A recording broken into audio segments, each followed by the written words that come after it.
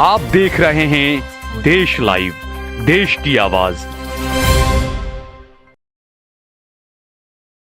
भारत की सांस्कृतिक विरासत और अनेकता में एकता की मजबूत परंपराओं के अनुरूप सभी धर्मों को सर्वोच्च सम्मान देना, यही भारत की पहचान है, जहां जाति, धर्म, लिंग भेद की कोई जगह नहीं। लेकिन आज की परिस्थितियों के बीच जहन में यही आता है कि शायद अब ये शब्दों में ही रह गया है। क्या आप मेरी इस बात से इत्तेफाक रखते हैं?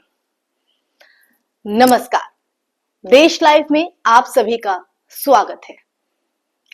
आज देश की विरासत, देश की परंपरा, लिंग, जाति, धर्म की हम बात क्यों कर रहे हैं?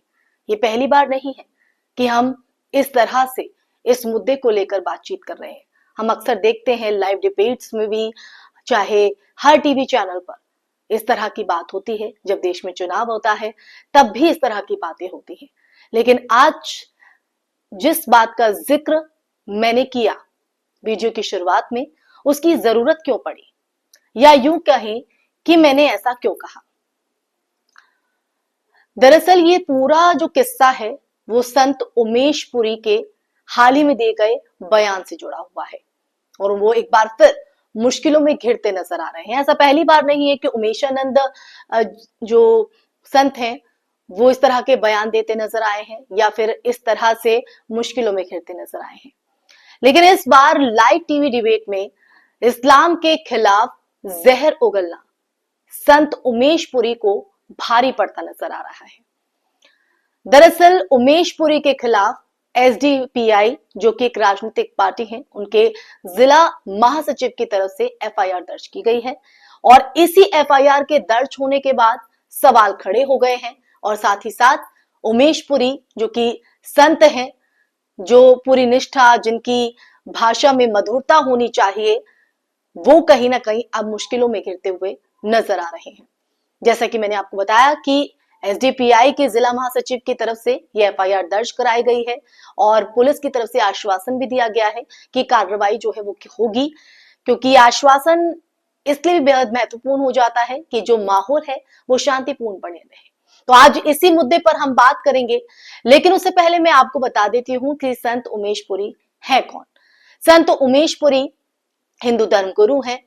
वो बेहद सनातन को लेकर संजीदा है, संत समाज से आते हैं, और अक्सर वो इस तरह की बयानबाजी करते हैं जिसके बाद ये मजबूरन मुद्दे बनते हैं और इस मुद्दे पर चर्चा शुरू हो जाती है। ये कड़वी हकीकत है कि जब से गोदी मीडिया का उदय हुआ है और जब से मोदी साहब ने प्रचार के लिए मीडिया में करोड़ों रुपए देना शुरू किया है एड के माध्यम से, तभी से मीडिया में डिबेट का जो स्तर है, या कहें तो कहीं ना कहीं हद से ज्यादा नीचे गिर गया है। उसमें फुहड़ता दिखाई देती है, किसी धर्म विशेष को जो है आहत करने की कोशिश होती है, या ये कहें कि टारगेट करने की कोशिश होती है। और यही वजह है कि हम उस डिबेट के दौरान या इस तरह की टिप्पणियों के दौरान उन मर्यादाओं को, उन दायरों को भूल जाते हैं, और उसी की वजह से मजबूरन इस तरह के मुद्दों पर चर्चा शुरू होती है। मुसलमानों के खिलाफ या फिर इस्लाम के खिलाफ बेहुदा टिप्पणियां करना कहीं ना कहीं आम बात हो चुकी है।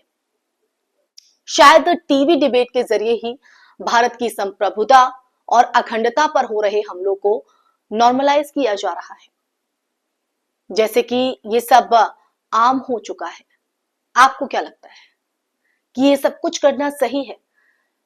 जो सनातन को आधार बनाते हुए एक धर्म विशेष को टारगेट करते हैं, क्योंकि हमारी तो ये संस्कृति रही है, हिंदू मुस्लिम भाई भाई, क्या ये सिर्फ कहने भर के लिए है? और अगर ये सच में है, हकीकत में है, तो वो दिखता क्यों नहीं है? क्या सनातन हमें ये सिखाता है? नहीं। जब संसद के अंदर बीजेपी के एक मुस्लिम सांसद को भड़वा, कटुआ कहा जाता है और उसके खिलाफ कोई कार्रवाई नहीं होती है, तो कहीं ना कहीं ये तो जाहिर होता है कि ये वाकई शब्दों में है। तो ऐसे में टीवी डिबेट में मुसलमानों को गाली देना उनके हौसलों को बुलंद करता है, उनके हौसलों को बढ़ा देता है।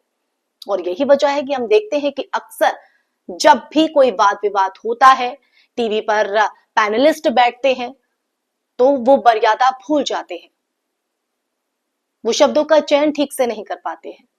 ठीक है, अपनी बात रखना जरूरी है, अपनी बात, अपनी अभिव्यक्ति की आजादी हमें है, लेकिन उस आजादी के आड़ में हम किसी को दुख पहुंचाएं या किसी को ठेस पहुंचाएं या हिंदू मुस्लिम भाईचारे को तोड़ने की कोशिश करें, ये सवाल खड़ा करता है। लेकिन इस देश की न्यायपालिका से अब भी देश की अखंडता और एकता के लिए धर्म विशेष जिन्हें हम कहते हैं, उन मुसलमानों को कुछ उम्मीदें हैं।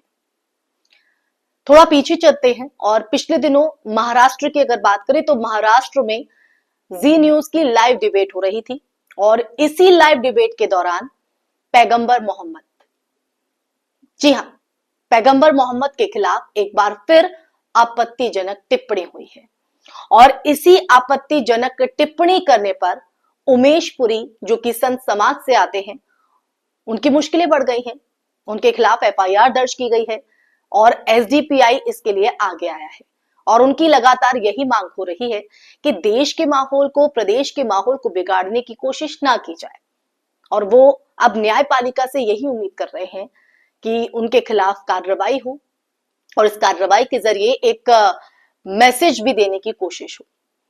दरअसल उमेश पुरी ने लाइव डिबेट में मोहम्मद साहब और हजरत आयशा के खिलाफ अभद्र टिप्पणियां की थी। आखिर इसकी जरूरत क्यों पड़ती है? हम किसी बात को तरीके से भी तो कह सकते हैं, लेकिन कहीं ना कहीं ये अभद्र टिप्पणियां करना ही एक ट्रेंड बन चुका है। आपको क्या लगता है, मुसलमानों को नीचा दिखाकर ही आप हिंदू हृदय सम्राट बन सकते हैं? नहीं, बिल्कुल नहीं। और सनातन हमें यह नहीं सिखाता है कि किसी धर्म को आप ठेस पहुंचाएं या उसका अपमान करें। वो तो सिखाता है कि हम साथ में आए। कोई भी धर्म ये नहीं सिखाता है, मैं सिर्फ सनातन धर्म की बात नहीं कर रही हूं, कोई भी धर्म ये नहीं सिखाता है। वहीं अगर बात की जाए पत्रकारों की, तो पत्रकारिता का क्या हाल है ये तो आप जानते ही हैं। पत्रकार तो मानो सत्ता पक्ष से सवाल ही पूछना भूल गए हैं। आखिर ऐसा कौन सा दबाव है? और ये न सिर्फ जो पत्रकारिता है, जो पत्रकार है, वो आज आजादी वाली पत्रकारिता दिखाई ही नहीं पड़ती है। लोकतंत्र का चौथा स्तंभ कहा जाता है पत्रकारिता को, लेकिन कहां है वो? क्यों वो सत्ता पक्ष से सवाल नहीं कर पाते हैं? और ये मैं क्यों कह रही हूं, रूबिका लियाकत को ही ले लीजिए, उनको ही देख लीजिए। जब कुंभ की भगदड़ में कई लोग मारे गए, तब कहां थी रूबिका लियाकत? वो भी तो गई थी वहां पर। तो रूबिका लियाकत की तरफ से मुख्यमंत्री से और यूपी सरकार से सवाल क्यों नहीं पूछे गए? सवाल पूछने के बजाय लोगों को ये समझाने में लगी हुई है या ये कहें कि बरगलाने में लगी हुई, कुछ भी नहीं हुआ है, महज अफवाहें हैं और अफवाहें ना फैलाएं, ये भी लोगों को समझाया जा रहा है। क्या है ये कहीं ना कहीं दिखाता है ध्रुवीकरण को, ये दिखाता है उस पत्रकारिता के चरित्र को या उस पत्रकारिता पर एक बड़ा सवाल भी खड़ा करता है। रूबिका लियाकत आरसीबी की जीत के जश्न में मची भगदड़ पर सीधे तौर पर कर्नाटक की राज्य सरकार को निशाने पर लेती हैं, उन पर सवाल करती हैं, सवाल पर सवाल खड़े कर कर उन्हें कटघरे में भी खड़ा कर दिया जाता है। क्यों? क्या समझते हैं आप? इससे यही बात जाहिर होती है क्योंकि कर्नाटक में सरकार कांग्रेस की है। क्या यही वजह है रूबिका लियाकत जी कि आप इस तरह के सवाल वहां कर सकते हैं? लेकिन कुंभ में जो भगदड़ मची, उसमें जिन लोगों ने जान गंवाई, उनके आंसुओं को भी आपने देखा होगा, उनके परिवार को भी आपने देखा होगा, उस ठेस को भी आपने महसूस किया होता, तो शायद आप सवाल कर पाती यूपी सरकार से भी। ठीक है, मैं मानती हूं कि कर्नाटक सरकार से सवाल किया जाना लाजमी है और करना भी चाहिए, लेकिन क्या कुंभ में हुई भगदड़ पर योगी सरकार से भी सवाल नहीं बनता है? उनसे सवाल भी तो किया जाना चाहिए था, लेकिन क्यों सवाल नहीं हुए? और किसने, जो धर्म के ठेकेदार बनते हैं, उनको यह हक दिया है कि वो किसी के धर्म पर सवाल खड़ा करें, उन पर इस तरह की टीका टिप्पणी करें, अभद्र टिप्पणी करें? देश के सौहार्द को बना रहने के लिए पहले अपनी मानसिकता को चेंज करना होगा, क्योंकि कुछ दिन पहले ही हमने ये देखा था कि एक टीवी डिबेट में बीजेपी प्रवक्ता विपक्षी पार्टी के नेता को खुलकर मां की गाली दे रहे थे। उनकी मां के चरित्र पर सवाल उठा रहे थे। क्या ये वाजिब है? क्या ये सही है? क्या यही भारतीय संस्कृति है?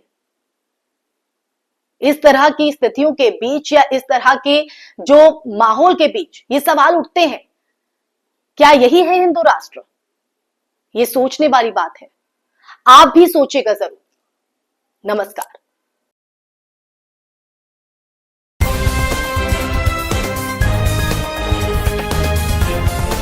देश और दुनिया की तमाम छोटी और बड़ी खबरों के लिए हमारे चैनल को सब्सक्राइब करना न भूलें और बेल का बटन जरूर दबाएं।